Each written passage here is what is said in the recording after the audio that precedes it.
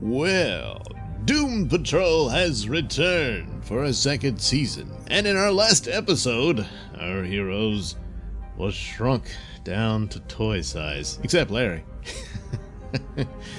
Oh boy, and Danny the Street's still a brick and all that, but they did manage to find Niles Calder's daughter, Dorothy, and so here she is, and we get a bit of a glimpse at her past when she was locked up in a circus as the ape-faced girl. How's that, huh? Well, there's a nice childhood for you.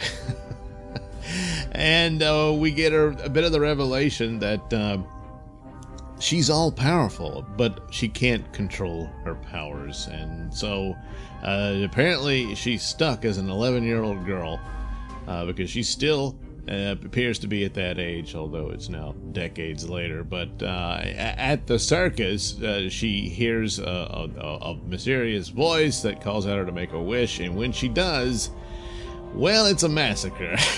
With the exception of Niles, of course, and there you go. Well, they're stuck living on this, well, not a train set, what was that? Well, I guess the race car track deal, and they're still all messed up and whatnot. But Rita's actually coming into her own and just accepting her powers and abilities after decades of not doing so. And with a little help from Cyborg, she's practicing and learning all that. But the core of this episode, and perhaps the series, is fatherhood. And more times than not, you get very bad messages about fathers, and it's unfair and it's wrong, but it happens and it's popular. And this one is sort of no different, but at the same time, these are all broken men, and they are trying with what they have. So Niles is obviously... I mean, it's a strange situation how things happened and how he ended up with the cave woman, and they had this daughter, and and so he seeks out means for immortality in order to protect his daughter, who what are you going to do? Who's going to help this girl? And if she gets out of hand, good Lord, the whole world could probably be destroyed. I mean, who's to know what the limits are of what this is, that her abilities. Then of course Cliff was a father, but he missed out on his chance, getting his body destroyed, and now he's just a brain in a bucket. So he tries to be a father to Jane, and now I think he's going to be something of a father figure, if not an older brother figure, to Dorothy here. Because obviously, she relates to Niles as her father, as he is, and all of that. Then there's Cyborg and his distant relationship with his father, and of course the guilt over the death of his mother, so on and so forth. And he's still messed up from the experience with Mr. Nobody, and all that is haunting him, which ultimately causes him to leave Doom Manor at the end. He just disappears, and we'll see where that goes. And then, of course, Larry had children, and of course, after hiding at Doom Manor for, again, decades, he suddenly realizes, hey, maybe I should check in on the family I abandoned. Well, it's too late, because he remembers his son, who really looked up to him and sort of worshipped him a bit, and well, he's dead now. And so he's seeking out that and wanting some amount of redemption.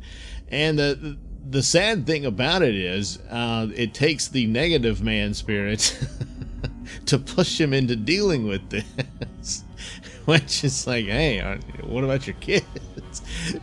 So it's setting the stage for these fathers dealing with their positions there. And of course, the most noteworthy one would be, of course, Cliff, the robot man, and probably in the end has the chance of being the better father should anyone need one. Certainly for well, Jane is still messed up, and Jane. The thing about Jane is that the story for me is already spent, and in some ways you kind of have a similar scenario with Dorothy here. Just the powers are different and all that, but what would be the resolution for Jane? And I don't know, but it's just you get tired of her attitude and everything. She's just so annoying, but at the same time, well, she's kind of supposed to be. So anyway, it's a good opening. It brings you back to this bizarre world that they inhabit and all of that, and mysteries still abound. And Calder, in order to achieve this, has to make a deal and give up his immortality in order for them to escape their current condition, which they do. And in order to save her father now, the voice calls out to Dorothy to make a wish. Well, if she does, terrible consequences will happen. But it would save her father. Well, I guess this would mean that probably the rest of the Doom Patrol would be destroyed, if not more. But she resists this, but for how long? So there you are. Our Doom Patrol are back. They're no longer fun size, as the title suggested they were. But we'll see how they deal with their current problems. Mr. Nobody, who was the villain from last season, is still trapped in the painting, but Cyborg continues to have some delusions or hallucinations about him, so he's still messed up over that. So I guess that's the means why he can fit in with the team, because in a lot of ways he really doesn't. Cyborg is supposed to be, he should be in the Titan season. I was kind of hoping they would cross back over, but I guess you have to accept that version of the Doom Patrol, even though everyone was all there except for Niles. It was a different character playing the character. So you have to conclude they're not the same, I guess. They're in their own world now. Because they picked up Beast Boy, and now he's a part of the Titans. Yeah, I don't know. Maybe they'll just never acknowledge that again, even though they refer to Justice League and stuff like that, and Cyborg being a superhero and all that. But now, after this experience, he's just as messed up mentally as the rest of them.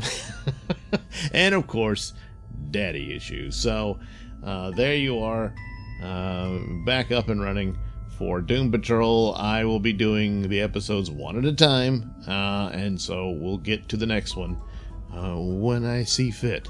Even though, well, I think the first 4 episodes are already available. They debuted the 3 all at once, and then the 4th one, because I'm watching it on the DC Universe app, and that's how I'm handling it. So anyway, there we go, and soon I'll get back to the next one. I believe it will be called Time Patrol. Gee, I wonder what that's about. Oh yeah, well, anyway, see you then. Alright, thank you for watching and listening. Say, why not like and subscribe, and check out that link description below. That'll take you to my mini stores and have plenty of goodies for you. You know, hats, mugs, stickers, posters, all that goody stuff. Plus, you can head over to indieplanet.com and pick up a copy of my comic book Night Night. Oh yeah. Plus, you can also catch my podcast, Mr Nailsin Show, over at RadioMisfits.com. And you can also watch my videos on my channel at BitChute. That's the Mr Nailsin channel on BitChute.com.